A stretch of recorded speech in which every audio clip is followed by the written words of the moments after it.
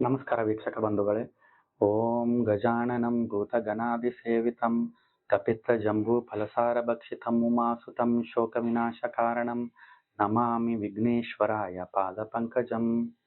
ವೀಕ್ಷಕ ಬಂಧುಗಳೇ, ಇವತ್ತು ನಾನು ನಿಮಗೆ ಒಂದು ಶೀಘ್ರ ಫಲ ಗಣಪತಿದ ಒಂದು ಪೂಜೆ ವ್ರತವನ್ನು ಹೇಳಕ್ ಬಂದೇನಿ. ಆ ವ್ರತ ಮಾಡಿದ್ರೆ ಮನಿ ಒಳಗ ಏನೋ ಸಮಸ್ಯೆಗಳು, ಆಮೇಲೆ ಅಡೆತಡೆಗಳು, ಆಮೇಲೆ ಇದು ಯಾವುದೋ ನಿಮ್ದು ಒಂದು ಕೆಲಸ ಆಗ್ಬೇಕಾಗತ್ತ, ಅದು ಅರ್ಧಕ್ಕೆ ಸ್ಟಾಪ್ ಆಗಿದ್ರ ಅಂತವರು ಈ ಪೂಜೆ ಮಾಡ್ಬೇಕು. ಆಮೇಲೆ ತುಂಬಾ ತಾಳಲಾರ್ದಷ್ಟು ಕಷ್ಟಗಳು ಬರ್ತಾ ಇದ್ವು ಅಂತಂದ್ರೆ, ಆಮೇಲೆ ಮಕ್ಕಳಲ್ಲಿ ಕಿರಿಕಿರಿ, ಮಕ್ಕಳಲ್ಲಿ ವಿದ್ಯಾಭ್ಯಾಸ ತೊಂದರೆ, ಇಂಥವರು ಈ ವ್ರತವನ್ನ ಮಾಡಿದ್ದ ನಿಜ ಆದ್ರೆ ಇದಕ್ಕೆಲ್ಲ ನೀವು ಮುಕ್ತಿ ಕಾಣ್ತೀರಿ. ವೀಕ್ಷಕರೇ, ಈಗ ಶೀಘ್ರ ಗಣಪತಿ ಪೂಜಾ ಯಾವ ತರ ಅದ ವಿಧಾನ ಅನ್ನೋದು ಹೇಳ್ತೇನೆ. ಆ ವಿಧಾನದ ಪ್ರಕಾರ ನೀವು ಪೂಜೆ ಮಾಡ್ಕೊಳ್ರಿ. ಇದಕ್ಕೆಲ್ಲ ನಿಮ್ಗೆ ಇರೋ ಸಮಸ್ಯೆಗಳಿಗೆ ಪರಿಹಾರ ಮಾಡಿಕೊಳ್ರಿ. ಯಾವ ತರಪ್ಪ ಅಂತಂತಂದ್ರೆ, ಒಂದು ಆಸನದ ಮೇಲೆ ಗಣಪತಿ ವಿಗ್ರಹನೋ ಅಥವಾ ಭಾವಚಿತ್ರನೋ ಎರಡರಕ್ಕೆ ಒಂದು ಯಾವ್ದಾದ್ರು ಇದ್ರೆ ಇಡಬಹುದು. ಎರಡೂ ಇಡೋದು ಅವಶ್ಯಕತೆ ಇಲ್ಲ. ಇದು 21 ದಿನದ ವ್ರತ. ಈ 21 ದಿನದ ನೀವು ಪೂಜೆ ಮಾಡಿದ್ದ ನಿಜ ಆತಂತಂದ್ರೆ ನಾ ಹೇಳುವಂತ ಸಮಸ್ಯೆಗಳಿಗೆಲ್ಲ ಪರಿಹಾರ ಸಿಗತ್ತೆ. ಇದು ಯಾವ ತರ ಅಂತಂದ್ರೆ 21 ದಿನದ ವ್ರತ ಇದು. ಇದನ್ನು ಹೆಣ್ಣು ಮಕ್ಕಳಾಗಲಿ ಗಂಡು ಮಕ್ಕಳಾಗಲಿ ಯಾರು ಬೇಕಾದವರು ಮಾಡಬಹುದು. ಶೀಘ್ರ ಗಣಪತಿ ಪೂಜಾ ಇದು.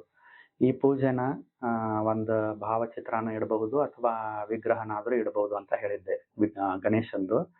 ಇದರಿಂದ ನೀವು ಮಾಡಬೇಕಾದ ವ್ರತದ ನಿಯಮ ಅಂತಂತಂದ್ರೆ, ಯಾವತ್ತು ಈ ವ್ರತ ಮುಗಿವರೆಗೂ 21 ದಿವಸದ ವ್ರತ ಮುಗಿವರೆಗೂ ಯಾವುದು ಆ ತರ ನಾನ್ ವೆಜ್ ಎಲ್ಲ ತಿನ್ನಬಾರ್ದು. ಆಮೇಲೆ ಎಗ್ ಕೂಡ ತಿನ್ನಬಾರ್ದು. ಆ ತರ ಪಾಲಿಸ್ಕೊಂಡು ನೀವು ನಿಯಮದಿಂದ ಇದನ್ನ ಮಾಡಿದ್ದ ನಿಜ ಆದ್ರೆ ನಿಮ್ಮಲ್ಲಿರೋ ಸಮಸ್ಯೆಗಳಿಗೆಲ್ಲ ಪರಿಹಾರ ಸಿಗತ್ತೆ. ಮತ್ತೆ 21 ದಿವಸ ಯಾವ ತರ ಮಾಡ್ಬೇಕಂತ ಹೇಳ್ತೀನಿ. ಬೆಳಿಗ್ಗೆ 6 ಗಂಟೆ ಒಳಗಡೆನೆ ಈ ವ್ರತ ಮುಗಿಬೇಕು. ಬೆಳಿಗ್ಗೆ 6 ಗಂಟೆ ಒಳಗಡೆನೆ ಬ್ರಾಹ್ಮಿ ಮುಹೂರ್ತದಲ್ಲಿ ಈ ವ್ರತ ಮುಗಿಬೇಕು. ಯಾಕಂತಂದ್ರೆ ಅದನ್ನ ಮುಗಿದ ನಂತರ ನೀವು 6 ಗಂಟೆ ನಂತರ ನೀವು ಮಾಡಿದ್ರೆ ಇದಕ್ಕೆ ಯಾವ್ದು ಫಲ ಸಿಗೋದಿಲ್ಲ. ವಿಘ್ನೇಶ್ವರನ ಪೂಜೆ ಇದು. ಯಾಕಂತಂದ್ರೆ ವಿಘ್ನಗಳ ನಿವಾರಕ ವಿಘ್ನೇಶ್ವರ ಅಂತಾನೆ ಅವನ್ಗೆ ಹೆಸರದ. ಅದಕ್ಕೋಸ್ಕರ ವಿಘ್ನೇಶ್ವರನ ಪೂಜೆ ಇದನ್ನ ನೀವು ಭಕ್ತಿ ಶ್ರದ್ಧೆಯಿಂದ ಮಾಡಬೇಕು. ಒಂದು ಆಸನದ ಮೇಲೆ ಮೂರ್ತಿನೋ ಅಥವಾ ಭಾವಚಿತ್ರನ ಇಟ್ಬಿಟ್ಟು ಗಂಧ ಪುಷ್ಪ ಅಕ್ಷತೆಗಳಿಂದ ಪೂಜೆ ಮಾಡಬೇಕು. ಗಂಧ ಕುಂಕುಮ ಅಕ್ಷತೆಗಳಿಂದ ಪೂಜೆ ಮಾಡಿಬಿಟ್ಟು ಸಂಕಲ್ಪ ಮಾಡ್ಕೋಬೇಕು. ನಾನು ಈ ತರ ವ್ರತವನ್ನ ಆಚರಿಸ್ತಾ ಇದ್ದೀನಿ, 21 ದಿವಸದ ವ್ರತವನ್ನ ನಾನು ಹಿಡಿತಾ ಇದ್ದೀನಿ, ಇಂತಹ ಸಮಸ್ಯೆಗಳಿಗೆ ನೀನು ಪರಿಹಾರ ನೀಡಪ್ಪ ಅಂತ ಸಂಕಲ್ಪ ಮಾಡಿಕೊಂಡು ಒಂದು ಹೂ ಹಿಡ್ಕೊಂಡು ಸಂಕಲ್ಪ ಮಾಡಿಕೊಂಡು ಆ ಹೂನ ಅವನ ಪಾದದ ಮೇಲೆ ಹಾಕ್ಬೇಕು. ವಿಘ್ನೇಶ್ವರನ ಪಾದಕ್ಕೆ ಹಾಕ್ಬಿಟ್ಟು ತಾಂಬೂಲ ಇಡಬೇಕು. ವಿಘ್ನೇಶ್ವರನ್ಗೆ 2 ಬೇಳೆದೆಲೆ ಆಮೇಲೆ ಬೊಟ್ಟಡಿಕೆ ಇಟ್ಬಿಟ್ಟು ಅದರಲ್ಲಿ ದಕ್ಷಿಣೆ ಇಟ್ಬಿಟ್ಟು ದೇವರಿಗೆ ವಿಘ್ನೇಶ್ವರನ್ಗೆ ಅದನ್ನ ತಾಂಬೂಲ ಹಾಕ್ಬೇಕು. ಹಾಕ್ಬಿಟ್ಟು ಆಮೇಲೆ ಏನ್ ಮಾಡ್ಬೇಕಪ್ಪ ಅಂತಂದ್ರ ಕನಗಲೆ ಹೂವಿನಿಂದ ಅರ್ಚನೆ ಮಾಡ್ಬೇಕು. 11 ನಾಮಾವಳಿ ಇದೆ.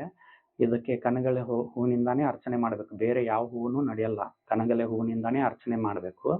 ಆ 11 ನಾಮಾವಳಿನ ನಾನು ಹೇಳ್ತೀನಿ, ಅದು ಸ್ಕ್ರೀನ್ ಮೇಲೆ ತೋರಿಸ್ತೀವಿ. ಆ ನಾಮಾವಳಿನ ಅದನ್ನ ನೀವು ಕನಗಲೆ ಹೂ ತಗೊಂಡ್ಬಿಟ್ಟು ಒಂದು ಹೂವಿಗೆ ಒಂದು ಅರ್ಚನೆ ಮಾಡ್ಬೇಕು. ಯಾವ ತರ ಅಂತಂದ್ರೆ, ಒಂದು ನಾಮಾವಳಿ ಅಂದ ತಕ್ಷಣನೇ ಒಂದು ಹೂವನ್ನ ಗಣೇಶನಿಗೆ ಅರ್ಪಿಸಬೇಕು.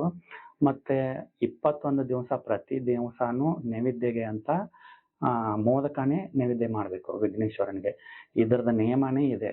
ನೀವು ಯಾವ ತರ ಭಕ್ತಿಯಿಂದ ಇದನ್ನ ಪೂಜೆ ಮಾಡ್ತೀರೋ ಮತ್ತೆ ಮೋದಕನ ನೈವೇದ್ಯ 21 ದಿವಸ 21 ಮೋದಕನೇ ನೈವೇದ್ಯ ಮಾಡ್ಬೇಕು. ಇದೇ ಅವನಿಗೆ ನೈವೇದ್ಯ. ಮತ್ತೆ ಅದಕ್ಕೆ ಅವನು ಸಂತುಷ್ಟನಾಗ್ತಾನೆ ವಿಘ್ನೇಶ್ವರನು. ನಿಮ್ಗೆಲ್ಲ ವಿಘ್ನಗಳನ್ನ ನಿವಾರಣೆ ಮಾಡ್ತಾರೆ. ಇದನ್ನ ನೀವು ಮಾಡಿ ನೋಡಿ, ಖಂಡಿತ ನಿಮ್ಗೆ ಶುಭ ಫಲ ದೊರೆಯುತ್ತೆ. ಆಮೇಲೆ ಸ್ಕ್ರೀನ್ ಮೇಲೆ ಆ ನಾಮಾವಳಿನ ನಾನು ತೋರಿಸ್ತೀನಿ. ಅದೇ ತರ ನೀವು ಅದನ್ನ ಅಂದ್ಬಿಟ್ಟು ನೀವು ಗಣಪತಿಗೆ ಕನಗಲೆ ಹೂವಿನಿಂದ ಅರ್ಚನೆ ಮಾಡಿದ್ದ ನಿಜ ಆದ್ರೆ ನಾನು ಹೇಳಿರುವಂತ ಎಲ್ಲ ಸಮಸ್ಯೆಗಳು ದೂರವಾಗಿ ನಿಮ್ಮ ಮಕ್ಕಳ ವಿದ್ಯಾಭ್ಯಾಸ ಆಗಲಿ, ಆಮೇಲೆ ಮನೆಯಲ್ಲಿ ಸಂಕಷ್ಟ ಆಗಲಿ, ಆಮೇಲೆ ಅರ್ಧಕ್ಕೆ ನಿಂತಿರೋ ಕೆಲಸ ವಿಘ್ನಗಳು ಹತ್ತಿದ್ರೆ ಅದೆಲ್ಲ ದೂರವಾಗ್ಬಿಟ್ಟು ವಿಘ್ನೇಶ್ವರನ ಕೃಪೆ ಪಾತ್ರರಾಗ್ತೀರಾ. ನಮಸ್ಕಾರ ವೀಕ್ಷಕರ ಬಂಧುಗಳೇ.